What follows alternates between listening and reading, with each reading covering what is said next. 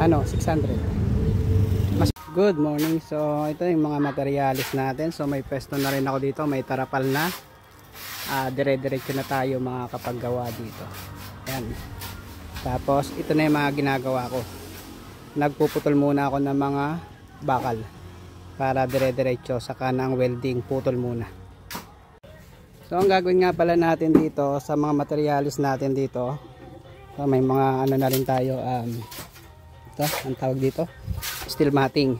So ang gagawin natin dito, dalawang 3-in-1 furrowing pen gagawin natin. So ito yung mga materialis natin. So may kulang pa tayo dito, pero kukunti na lang, yung mga flat bar, ay mga angle bar na lang kailangan natin. Yan.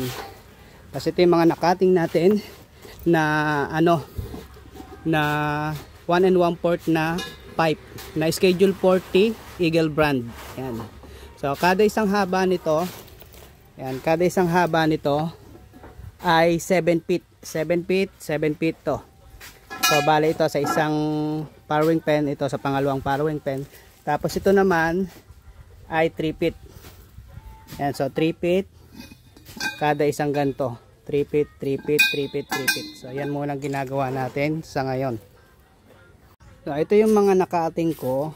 Ang gagawin ko naman dito sa mga nakating natin ay ginuguhitan ko na. So ito yung gamit nating ball pen or pentel pen na pangguhit. Yan, pangguhit sa bakal para hindi siya masyadong makapal. Yan.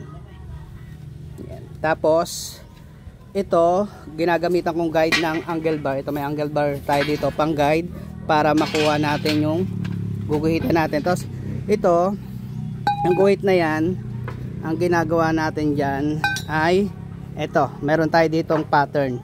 So ito yung pattern ko, ilalagay ko dito. Yan. Yan.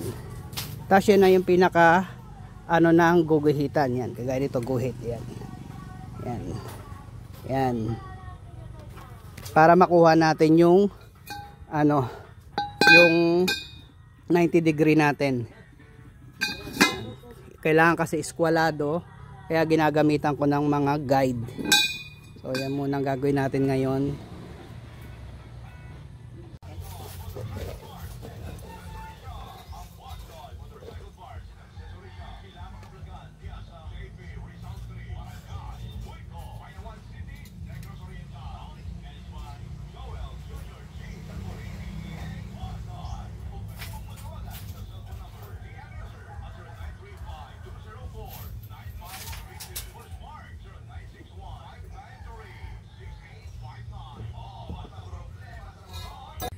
So nakabuo na tayong dalawang frame.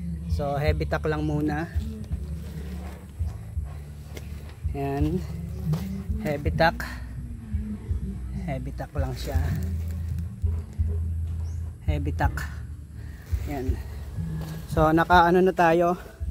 Yung isa naka full wheel na yung isang frame. Tapos itong huling frame na ginagawa ko ay nakataking pa lang. Yan.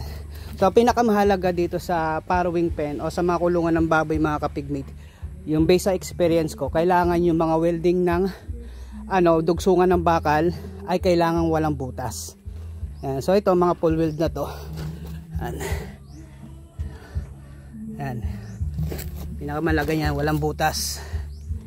Yan. Wala siyang butas. Ito. Yan.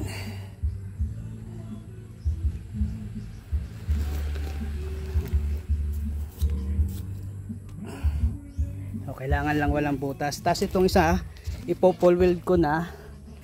Bukas naman yung mga pang ilalim naman sa kapa ang gagawin natin.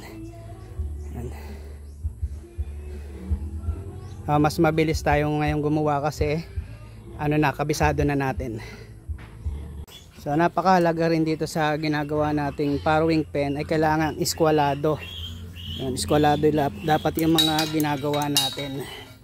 Kasi maglalagay din tayo dyan ng flooring. Yan. Lapat po yan. Ito. Lapat. Sa kabila. Yan. Yan. Kailangan eskwalado. Ito yung nauna. So hindi na natin maiskwala kasi mayroon ng naka-welding na sa ano, sa gilid. Ito na lang mga to. Ayan. Ano. Eskwalado. Lahat po ng kanto niyan. Eskwalado. Napakalagang eskwalado yan. Kasi maglalagay pa tayo dyan ng flooring. Ayan. Para hindi tayo maligaw sa mga sukat natin.